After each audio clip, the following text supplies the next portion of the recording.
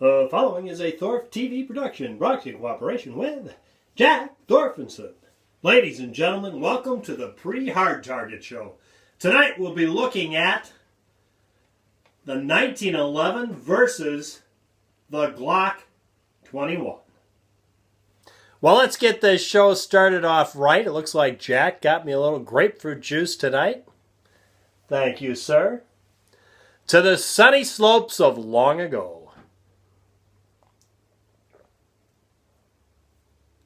That doesn't heat you up and cool you down all at the same time. This is what we're going to shoot this weekend at the Hard Target range. Yeah, those beautiful AR-500 steel hard targets by Hard Target.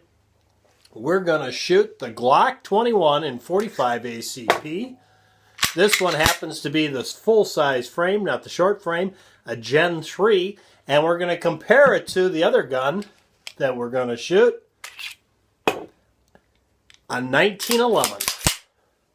This one happens to be a SIG 1911 full-size 5-inch barrel. Of course, the Glock 21 is a 4.6-inch barrel.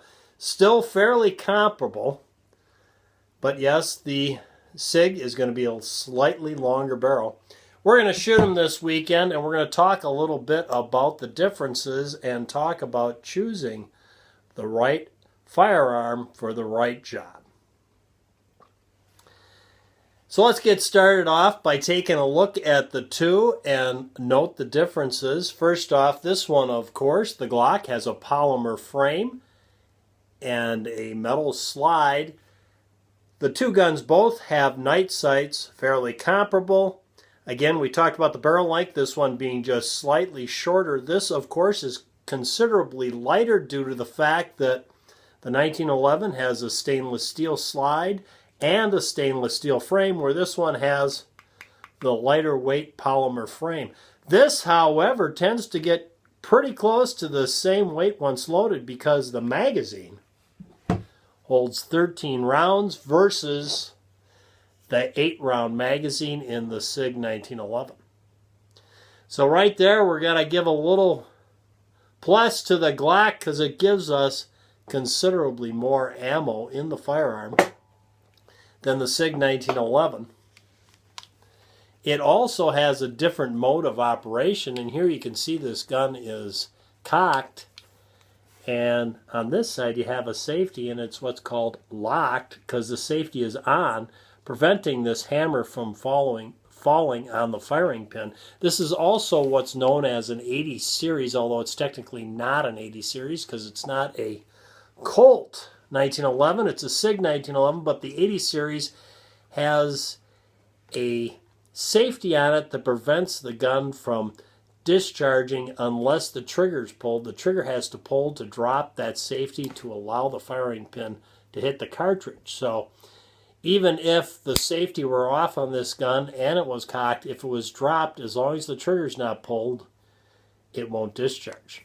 It also, of course, has this safety feature back here where unless your hand's holding this safety in tight to the grip frame, the hammer won't drop when the trigger's pulled, as in right there.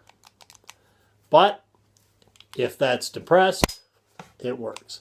So you have multiple safeties here on this gun, a plus to the 1911 that the Glock does not have.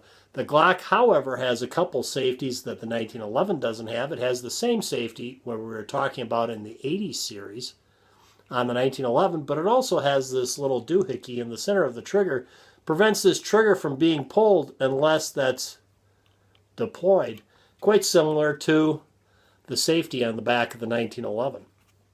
But it does not have an additional safety, a hammer block, because it has no hammer. It's striker fired. It all happens within the slide itself. Now we get into the part that's a little more complicated, is when this gun is fired and the slide comes back from that firing, discharging the empty cartridge and loading a new one from the magazine, it's already cocked, ready to go. So you deploy the safety if you don't want to fire it again to make it safe so that hammer can't come down. This firearm, the same thing is happening. When you discharge it, the slide comes back from the pressure, throws out the empty cartridge, loads a new cartridge, and the striker is cocked, but not all the way. It still requires the trigger to be drawn to finish that cocking process. A little different. The one thing the two have in common that makes this safety on this 1911 a little added extra that the Glock does not have is the fact that although this finishes the cocking when you pull the trigger back, partially cocks that striker before it releases it, the trigger pulls are pretty identical out of the box.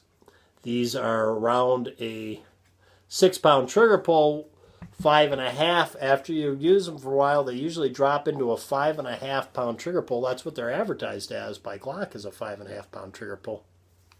These are 5-pound trigger pulls. When you pull that trigger, it takes a 5-pound pressure to drop that hammer. Pretty darn comparable. The only difference being before you can have that happen here, you have to make a conscious effort to deploy that safety. Where on the Glock, all you have to do is pull that trigger, irregardless of it partially cocking that striker or not. You're talking about almost the same trigger pull pressure-wise, and no safety involved. So, as far as being a safe gun to handle, I give it to the 1911. We're going to talk about more about the differences and explore that at the preHardTarget range on Sunday morning. I just thought I'd give you a feel for where I'm going with this, but what I'm really going to talk about is my situation and what I'm doing in paring things down and comparing the two. And I think you'll enjoy the show if you tune in on Sunday morning and watch it. Well, there you go, Jack. We're done. You stayed awake through this. Jack loves a 45 ACP. As Jack always says, if you're going to throw a rock, throw the biggest rock you can. Right, Jack? Yeah. Thanks for tuning in, guys. From Mr. Holster and Jack, go out and stay safe. No, I'm not going down to the VFW with you tonight, Jack. Seriously, can't you just give it a rest for one night? You guys still here? I mean, seriously, we have to be here, but you don't. You got to have something better to do. By the way, that's 8 minutes and 10 seconds of your life you'll never, ever, ever get back again.